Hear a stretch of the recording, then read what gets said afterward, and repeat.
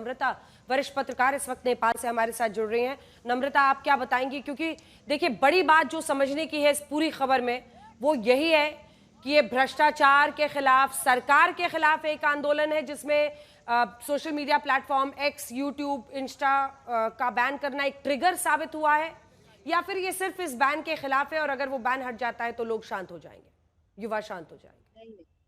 ये एकदम बैन उठने के बाद ये शांत नहीं होगा। एक्चुअली जेनजी ने क्या किया है, एकदम bravely, this generation is very brave. इसने क्या किया, जो नेपाल के अभी अम, सच्चा नागरिक है हर कोने पर, वो नागरिक का जो अंदर का आक्रोश है वो निकाल दिया है। अभी आप अगर couple of months back, couple of years का नेपाली डेटा आप देखो, आपने भी थोड़ी देर पहले मैं सुन रही थी, आपने भी भ्रष्टाचार का डेटा थोड़ा शेयर किया है। अनफॉर्चुनेटली क्या हुआ है कि नेपाल में भ्रष्टाचार इतना ज़्यादा बढ़ रहा है कि ये क्लिप्टोक्रेसी की तरफ जा रहा है। You know, the power, the authority is taking almost everything in the hands. अभी एक्चुअली थोड़े देर पहले एक इंटरव्यू ने बोला था, आपको माओवादी का उसने स्मरण कराया था। मैं आपको बताना चाहती हूँ कि नेपाल के युवा, जब राजतंत्र एब्सोल्यूट मोनार्की था इस देश में, उस बार भी मुझे याद है कि जब बारिश होती थी बहुत, और नेपाल के सेंट्रल में टूरी खेल करके है एक, जहाँ पर सब कोई आंदोलन करने के लिए उतरते हैं, वो छतरी ले लेके आते थे राजा के विरुद्ध भाषण करने, पकड़े जाते थे। लेकिन आज जो हुआ है, जन जी निकल गए हैं स्ट्रीट में, that was very motivating to the adults of Nepal. लेकिन इतना सैड दृश्य और परिस्थिति नेपाल गवर्नमेंट, अभी का गवर्नमेंट ने किया है, जो मुझे नहीं लगता है एब्सोल्यूट मोनार्की के टाइम में भी हुआ। दमन उस टाइम भी होता था। और यही सब जो अभी प्रधानमंत्री है, नेक्स्ट प्रधानमंत्री होने के लिए देवा जी वेट कर रहे हैं, नेपाली कांग्रेस वेट कर रहे हैं, है ना, ये सब उस टाइम आंदोलन में निकलते थे। मुझे ये मालूम ये है एक क्योंकि एक मैं वहां उस पर टाइम हाई साइकिल स्कूल ऐसा में थी। चलता रहा है। नलिनी जी, मैं अब आपके पास आना चाहती हूँ। हम लोगों ने वो दौर भी देखा है जब नेपाल जाकर हम लोग देखते थे कि किसी दुकान में ऐसा मुमकिन ही नहीं था कि राजा ज्ञानेंद्र की, उनके परिवार की फोटो न लगी हो, उनकी फोटो न लगी हो। और वो एक जो मोनार्की का वहां पर एक वर्शिपिंग ऑफ द किंग था, पूजा करना राजा का, वो दौर भी देखा। फिर जो लेफ्टिस्ट पार्टीज का दौर, कांग्रेस का, अब ये एक साइकिल वहां पर चल रहा है। भारत इसको किस तरह से देखे, मैं इस पर लाना चाहती हूँ, क्योंकि कई लोग ऐसा कह रहे हैं कि हम कोई बड़ी चीज मिस तो नहीं कर रहे हैं। हमने श्रीलंका में देखा किस तरह से ऐसे ही एक विद्रोह होता है और वहां पर पार्लियामेंट से लेकर प्रेसिडेंट हाउस, हर जगह पर वहां पर आम जनता घुस जाती है। फिर बांग्लादेश में हमने भयावह तस्वीरें देखी, अब ये नेपाल में हो रहा है। कई बार लोग ऐसा इशारा करते हैं कि कोई जो टेक जायंट्स हैं या जो फॉरेन पावर्स हैं वो तो नहीं इसको ये कर रहे हैं। और सितंबर में ओली साहब को भारत भी आना था। अब भारत इस पूरे घटनाक्रम को किस तरह से देखे? भारत चिंता में होगा और भारत बहुत ही बारीकी से हमेशा ही नेपाल को देखता आया है, आज भी उतना ही बारीकी से देख रहा है हमारा विदेश मंत्रालय। इतने तो मुझे जानकारी है पक्की।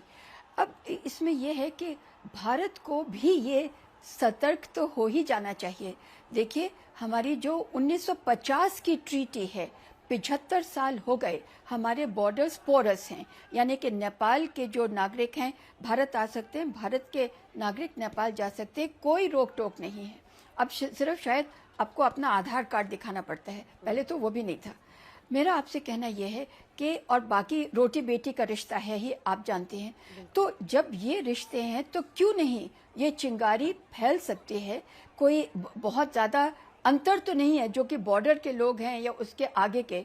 तो ये जो कहा आपने भी कि जो कि हमारी टेक कंपनी, हमारी क्यों, जो विदेशी बड़ी से बड़ी टेक कंपनीज हैं, वो युवा जो उग्र होने में उनको अब समय नहीं लगता। सोशल मीडिया में जैसे अभी भी आपने जो एक दो जर्नलिस्ट यंग लोगों से बात की तो उन्होंने कहा कि कल का हमें प्रोग्राम किया, अब हम जाएंगे नहीं वापस। मैं आपको दावे के साथ कह देती हूँ कि वो जाएंगे वापस, क्योंकि वहाँ पे नेपाल में एक बहुत ही बढ़िया चीज़ होती है, वो है छल फल, यानी कि बातचीत। बातचीत कभी ना कभी शुरू होगी और उनकी छल फल बहुत ही लंबी चलती है। उसके अंदर में या तो एक पार्टी थक जाती है या दूसरी पार्टी समझ लेती है दूसरी की बात। वहां पर नेपाल में इस वक्त केपी ओली शर्मा के खिलाफ कोई बहुत बहुत जबरदस्त राजनीतिक विरोध नहीं है, क्योंकि कहते हैं पीओडी यानी कि प्रचंड, ओली और द्योबा। पीओडी ये पर्दे के पीछे मिले हुए हैं या इनकी साठगांठ है, दोस्तियां हैं, तो ये तो तीन पार्टीज को बिलोंग करते हैं। तो ये लगता है कि जबकि राजनीतिक विरोध नहीं है तो आप ये समझ लीजिए कि केपी शर्मा ओली को पॉलिटिकली कोई इतना बड़ा भारी खतरा मुझे तो नजर नहीं आता। तराई के लोगों से मेरी बात नहीं हुई है तो पार्टियों से, लेकिन मुझे नहीं लगता कि वो हिला सकते हैं राजनीतिक तौर पर। जहां तक ये रहे जेन जी, देखिए कितनी आयरनी है इसमें कि नाम भी उन्होंने टेक कंपनियों से ही लिया अपना, जेन जी। ये क्या, ये कहाँ का मजाक है? ये नेपाल के बच्चे हैं, ये नेपाल के युवा हैं। नेपाल में इस वक्त 25% उनका जीडीपी, ग्रोस डोमेस्टिक प्रोडक्ट जो है वो रेमिटेंस से आ रहा है। यानी कि बाहर में जो नेपाली अपना पसीना बहा रहे हैं, कम से कम 75 लाख से भरसक 1 करोड़ यूएसए में, यूके में, ऑस्ट्रेलिया में, कनाडा में, गल्फ कंट्रीज में जो नेपाली हैं वो जो पैसे भेज रहे हैं, और जो इंडिया में नेपाली हैं वो जो पैसे भेज रहे हैं, वो 25% जहां पर जीडीपी हो रेमिटेंसेस का, उससे आप अंदाजा लगाइए ना कि जो युवा हैं वो अपना भविष्य वहां देख ही नहीं रहे। जबकि नौकरी नहीं मिलेगी, जबकि आपको आगे जाने की कोई यानी कि आपको राह नहीं दिख रही है, आप बाहर जा रहे हैं, तो गुस्सा तो होगा। लेकिन मुझे आश्चर्य ये होता है, आश्चर्य क्या, ये मुझे लगता है लीला किस्म के, जबकि प्रचंड के जो पूरे माओवादी थे उन्होंने 12,000 नेपालियों को जान से मार डाला था अपने आंदोलन में। उस वक्त केपी शर्मा ओली प्रचंड के साथ थे, और आज वो पूरा का पूरा फिर दायरा अब इनको घेर रहा है। इनके बलुआटार के जो मकान है, जहाँ पे आपने अभी बताया कि वहां पर आर्मी आ गई है, पर ठीक यही तो हुआ था। फिर आर्मी को निकाल दिया था नारायण हिट्टी पैलेस से, और उसके बाद में युवा अंदर चले गए। देखते हैं तो नलिनी जी क्या घटनाक्रम हो रहा है वहां पर। एक बार जी मैं लौट रही हूँ। आशुतोष हमारे सहयोगी हमारे साथ जुड़े। आशुतोष, आपके पास क्या खबर आ रही है और स्थिति किस तरफ बढ़ती हुई दिख रही है आपको? हम दरअसल कैबिनेट सेक्रेटेरिएट बलुआटार में जो मीटिंग चल रही है राष्ट्रीय सुरक्षा परिषद की, वहां से एक बयान का इंतजार कर रहे हैं। इसी के साथ साथ सिंह द्वार तमाम जो इलाके वहां सेना ने मोर्चा संभाला है। जो अब तक प्रदर्शन अंजना सिर्फ काठमांडू में था, अब वो पूरब में बीरगंज सिमरा तक और उधर दक्षिण में लुम्बिनी से जो भारत से सटती सीमाएं हैं, बैरावा और इसके साथ साथ नेपाल गंज, इन तमाम इलाकों में फैल चुका है।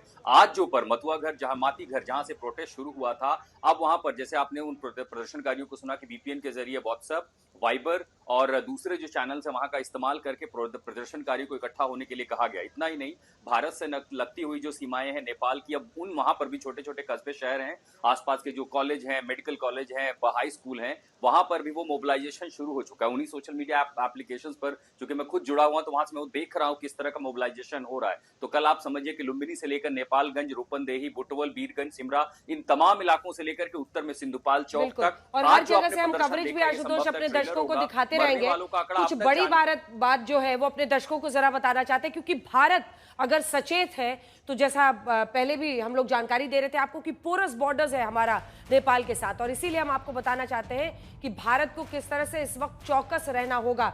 नेपाल में बवाल के बाद भारत अलर्ट पर है। भारत नेपाल सीमा पर एसएसबी ने चौकसी बढ़ाई है। सीमा पर अतिरिक्त सुरक्षा बल है वो तैनात किए गए हैं। लेकिन ये जो पूरा घटनाक्रम है हमारे आसपास के देशों में, देखिए चाहे वो पाकिस्तान हो, इमरान सरकार के खिलाफ अविश्वास प्रस्ताव आता है, चाहे वो म्यांमार हो जहां पर सैन्य तख्ता पलट 2021 में होता है, इन तमाम जगहों पर आप देखिए।